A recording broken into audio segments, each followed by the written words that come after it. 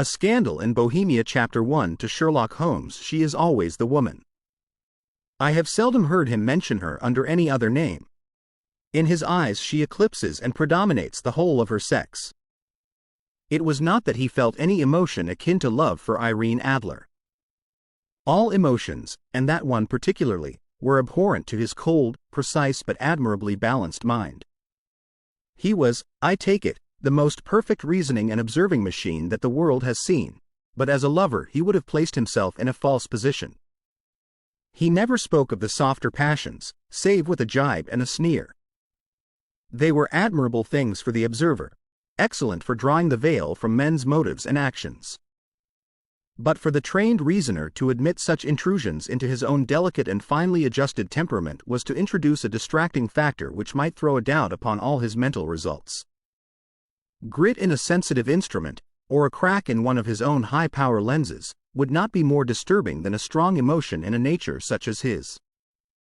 And yet there was but one woman to him, and that woman was the late Irene Adler, of dubious and questionable memory.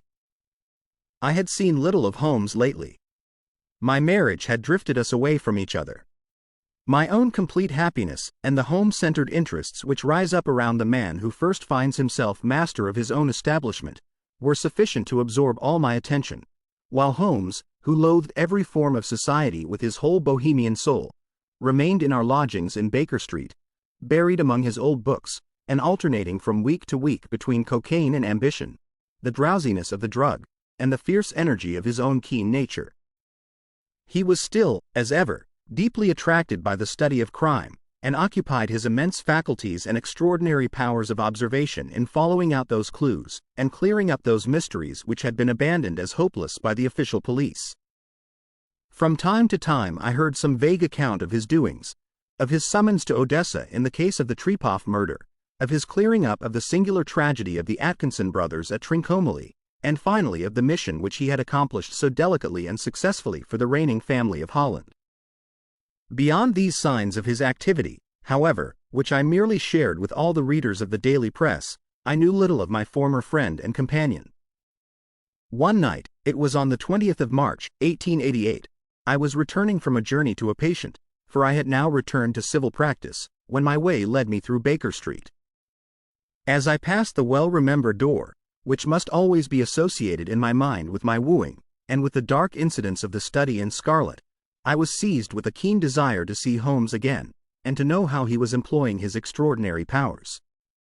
His rooms were brilliantly lit, and, even as I looked up, I saw his tall, spare figure pass twice in a dark silhouette against the blind.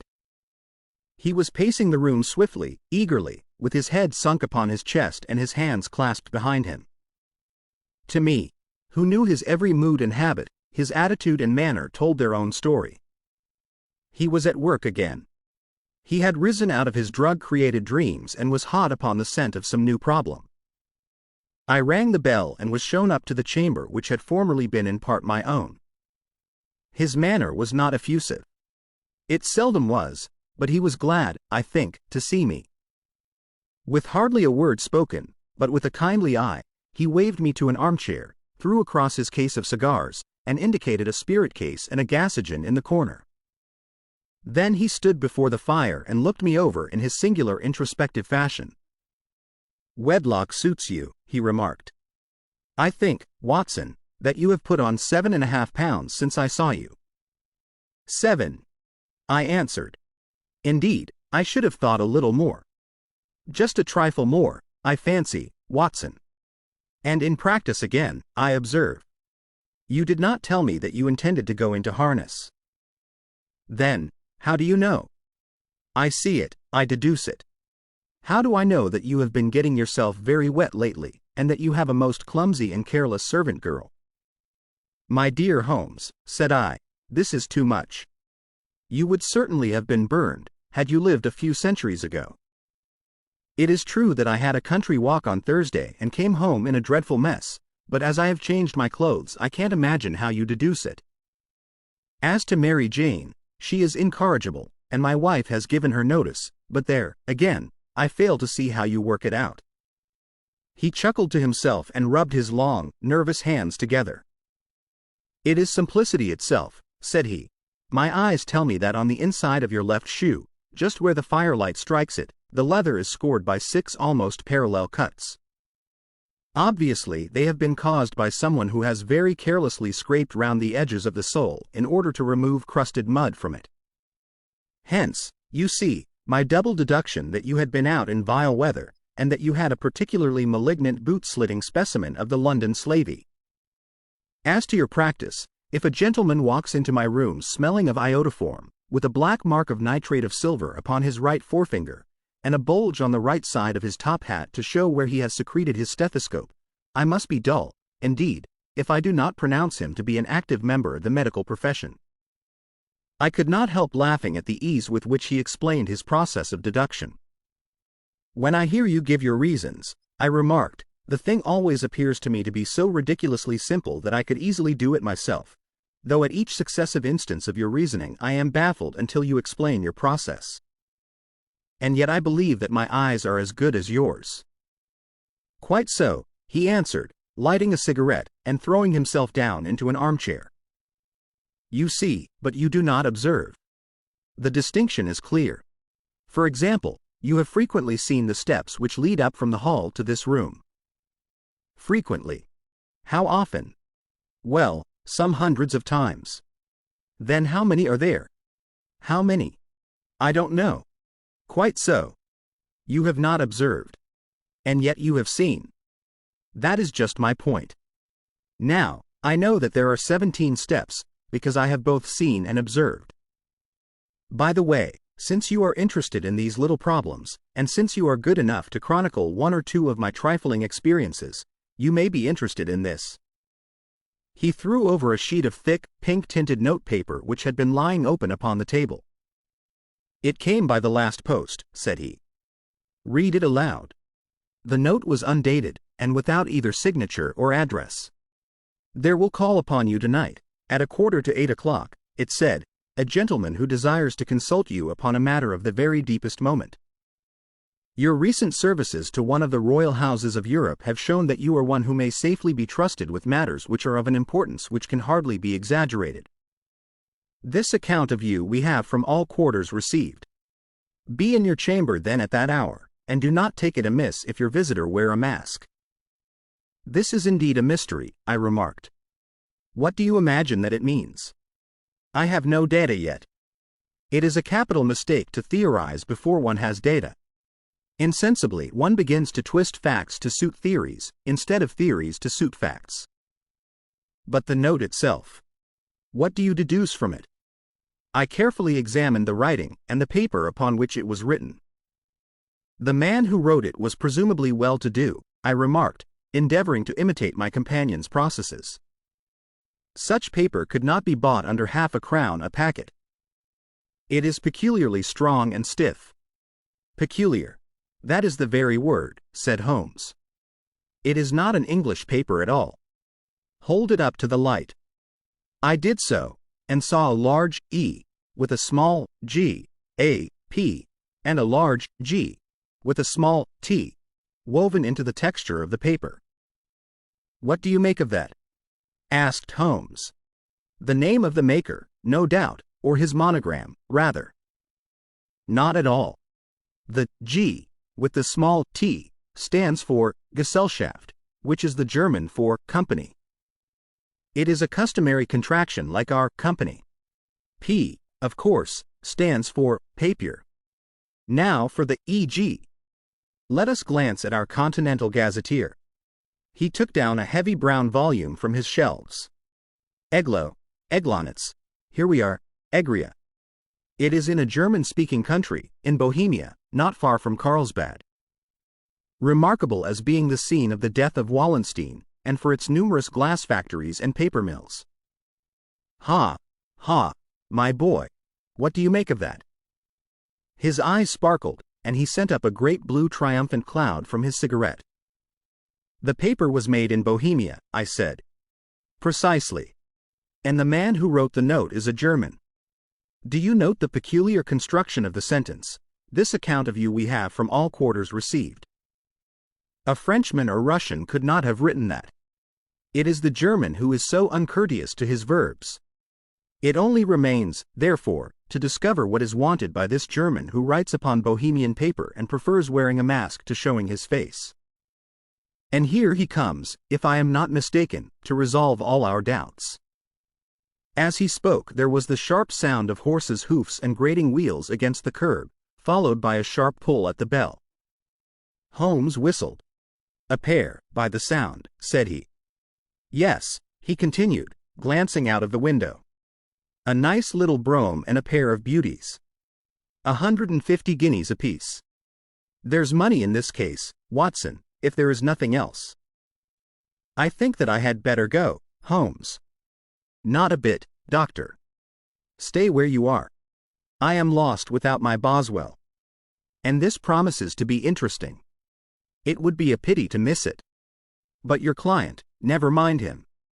I may want your help, and so may he. Here he comes. Sit down in that armchair, Doctor, and give us your best attention."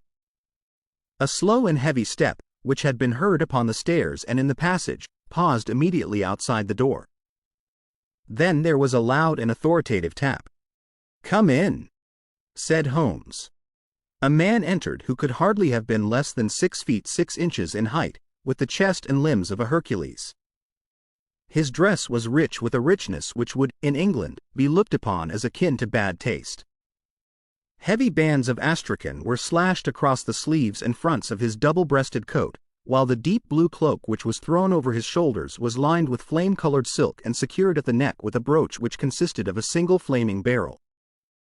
Boots which extended halfway up his calves, and which were trimmed at the tops with rich brown fur, completed the impression of barbaric opulence which was suggested by his whole appearance.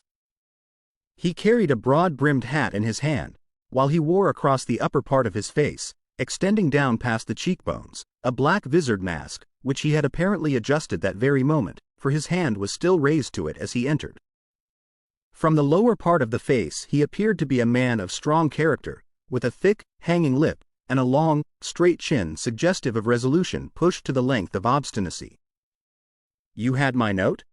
he asked with a deep harsh voice and a strongly marked German accent. "I told you that I would call."